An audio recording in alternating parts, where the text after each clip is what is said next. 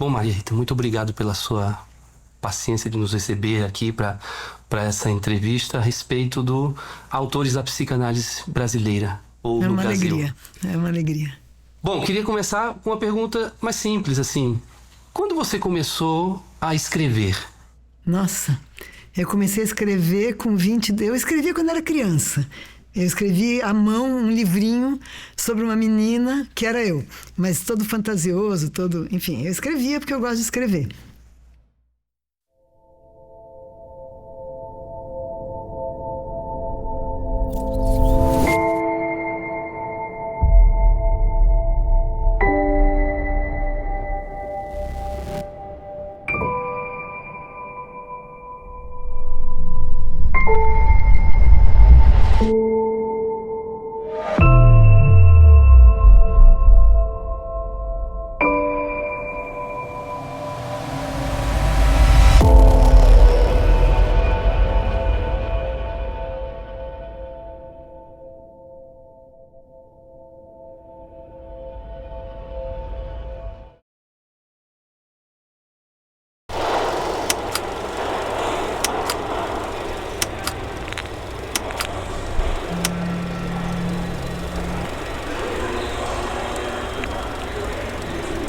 Eu comecei a escrever em 1974, no jornal chamado Jornal do Bairro, onde eu fui pedir um emprego. Não tinha emprego, você só escrevia uma matériazinha por semana e levava lá.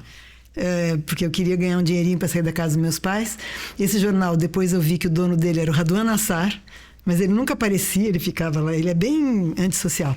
E eu tinha uma coluninha de 40 linhas. Na época você não tinha computador, era máquina, então você tinha que medir a largura, quantas linhas dava, né? 40 linhas de 35 toques, sei lá. E aí eu ia ver um filme, eu aprendi a escrever sinteticamente, porque eu tinha que escrever qualquer assunto em 45 linhas, sei lá, estou chutando para minha lembrança, de 30 toques. Então, eu sabia enxugar qualquer assunto. Eu ia ver um filme, eu enxugava ali. Tinha um evento que eu tinha presenciado na rua, eu enxugava ali. Enfim, foi aí que eu comecei a escrever. Eu escrevia um livro quando era criança. Escrevia à mão. Era um livro de uma menina que se perdia da família, chamava Ela Se Virou. E como é que ela ia pelas ruas conseguindo comida. Então, é claro que não é nem uma questão de desejo. Ele se realizava sozinho, esse desejo. Eu gostava muito de escrever, eu era boa em redação na escola, enfim. Não era aquele desejo que você projeta para um futuro, já era o meu fazer. Não só esse, claro, mas já era um fazer meu, escrever. Em 2010, você ganha o Prêmio Jabuti com o livro O Tempo e o Cão. Uhum. O que te levou a escrever esse livro? Olha, eu quis incluir a depressão de volta na psicanálise. Porque a psicanálise, para a psicanálise, o que existe é ansiedade, angústia, mas depressão, como era um termo muito usado para medicina e o deprimido era medicalizado, a psicanálise não trata da depressão. Nem Freud, nem Lacan não tratam da depressão. E eu tinha tido 2 analisandos que, por motivos diferentes, se suicidaram. Foi muito traumático para mim. Assim, tanto que depois, se você quiser, eu conto o que eu faço hoje em dia com meus pacientes muito deprimidos. Nunca mais ninguém se suicidou. Mas isso tinha sido faz tempo, não foi na época que eu escrevi o livro. Aí, 2 eventos. Um era um paciente que não estava deprimido, mas que se queixava muito, que ele dizia: minha vida é assim, eu tenho que levantar logo para tomar banho logo, para tomar café logo, para ir logo para o trabalho, para trabalhar logo, para voltar logo, ia descrevendo o tempo dele assim como um tempo corrido, o tempo todo, né, se apressando, e ele dizia: bom, para morrer logo, né? Só pode ser, porque eu estou com tanta pressa de quê? Eu lembro desse paciente falando isso, como a vida dele acabava ficando meio sem sentido de correr para cá, correr para lá. E o outro evento que foi decisivo, e o livro começa com essa frase: atropelei um cão na Via Dutra. Uma época em que eu ia atender pacientes no MST, e tinha aqui pela Dutra, a Escola Nacional é na Dutra, né? É um Guararema. E eu, um dia estava indo e tinha um cachorro atravessando e eu não podia frear, porque o trânsito da Dutra, e eu diminuí um pouco a velocidade e no fim eu peguei ele de flanco, mas ele não atropelei ele. Eu vi ele, assim, pelo retrovisor já, isso é o começo do livro, fala isso, com aquele uivo, assim, com a boca assim para cima e mancando de uma pata, mas vivo, né? Correndo, fugindo. E eu fiquei pensando nisso, né? O tempo do carro, o tempo do bicho. E o cão é o representante da melancolia nos quadros medievais, na pintura medieval. Inclusive tem um quadro do Dürer que se chama Melancolia, que é uma mulher assim, com a cara muito triste, e tem um cachorro também aos pés dela. Muito, enfim, o cão era o símbolo da melancolia. Aí eu pensei na velocidade, o tempo, e a disparidade com o cão e a melancolia, e quis incluir as depressões na psicanálise. Acho que esse foi o principal motivo. Quer dizer, eu tinha tido pacientes deprimidos que tinham se matado, e a psicanálise só trata da melancolia, que depois é muito complicado explicar a melancolia, teoricamente, acho que não vai valer a pena para vocês. Então eu comecei a escrever e investigar, e resolvi incluir a depressão. Talvez o valor desse livro seja que eu resolvi. Os meus outros livros são sobre vários assuntos que estão aí, mas no caso da depressão, eu quis incluir a depressão no pensamento psicanalítico. Por isso talvez ele tenha ganho esse jabuti, né? Que bom. O que você está lendo ultimamente? Eu estou lendo, nesse momento especificamente... Primeiro, eu já não leio mais muito por estudo. Quando eu vou ler alguém para estudar, é o Walter Benjamin. Eu gosto muito do Walter Benjamin. Aliás, no Tempo e o Cão, um dos autores que eu uso é o Walter Benjamin, né? Então, quando eu leio algum autor que eu pego, mesmo que seja para reler, é o Walter Benjamin. Agora, eu leio literatura também. Muita, eu gosto muito de ler literatura. Por exemplo, nesse momento, eu estou lendo um livro chamado Euforia. É uma autora americana que escreve sobre uma poeta chamada Sylvia Plath, que vocês devem conhecer, que é uma poeta que se suicidou. Mas, evidentemente, que o suicídio só vai estar no fim do livro. É um livro, não é um livro assim, imperdível, maravilhoso, mas é um livro bom. É esse que eu estou lendo agora, não estou com vontade de largar, porque às vezes eu pego uns que falam, por que eu estou lendo isso aqui? Daí eu largo, né? Mas esse Euforia é muito bom. Ellen Cullen, que chama Ellen Cullen, a autora desse livro. E é um livro que ela escreve como se fosse na voz da Sylvia Plath, que de fato é uma poeta que se suicidou. Você acabou de escrever um livro. Sim. Um pouco pra gente.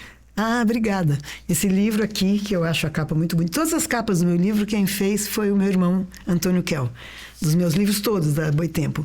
Esse que se chama Tempo Esquisito. Só que essa, no caso, é uma foto minha. Todos os livros são fotos dele. Mas essa foi uma foto que eu tirei no manguezal, lá em Moreré.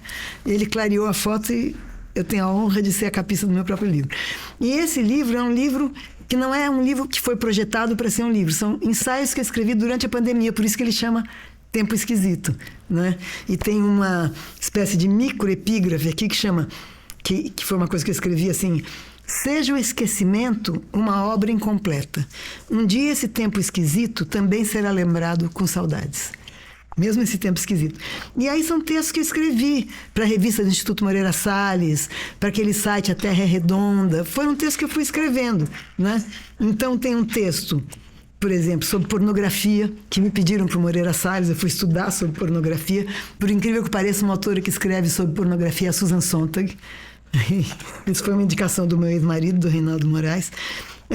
Tem um que chama Lugar de Cálice, que é uma provocação minha em relação ao lugar de fala, porque o movimento negro foi criticar uma roupa que a Beyoncé usou, que ela usou uma roupa, não lembro o que era, meio tribal, não lembro.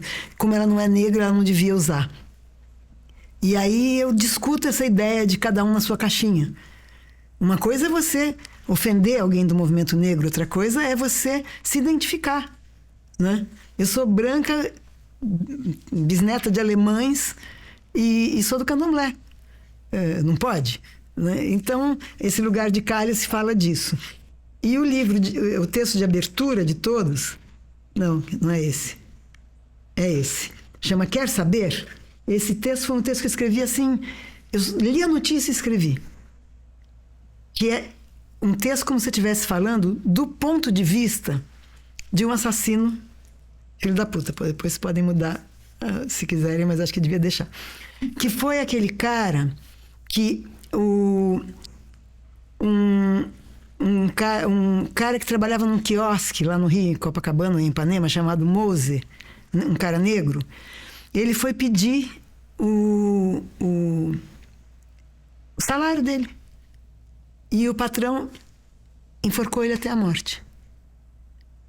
Então esse é o primeiro que chama, quer saber? E daí eu falo, o cara dizendo, não é isso mesmo, ele não tinha que me incomodar, eu estava lá, quem ele pensa que é? Eu faço bem a subjetividade de um cara bem escroto mesmo, bem, né? É evidente que de minha parte isso é uma paródia, né? Eu não tô, né? Agora, o que mais me espantou nesse evento é que ninguém foi lá intervir.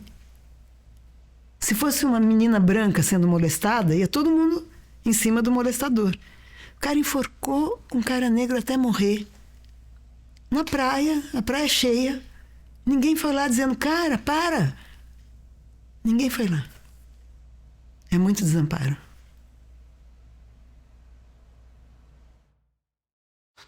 A gente teve o infortúnio de viver uma pandemia sob um governo negacionista e... Esse livro faz parte da tentativa de uma elaboração desse tempo também? Não. Sabe que eu acho que eu não falo nada do Bolsonaro? São textos que... Porque não é um livro que eu escrevi para elaborar uma coisa. Eu juntei textos que eu escrevi durante a pandemia, né? Então, quer dizer, quer saber?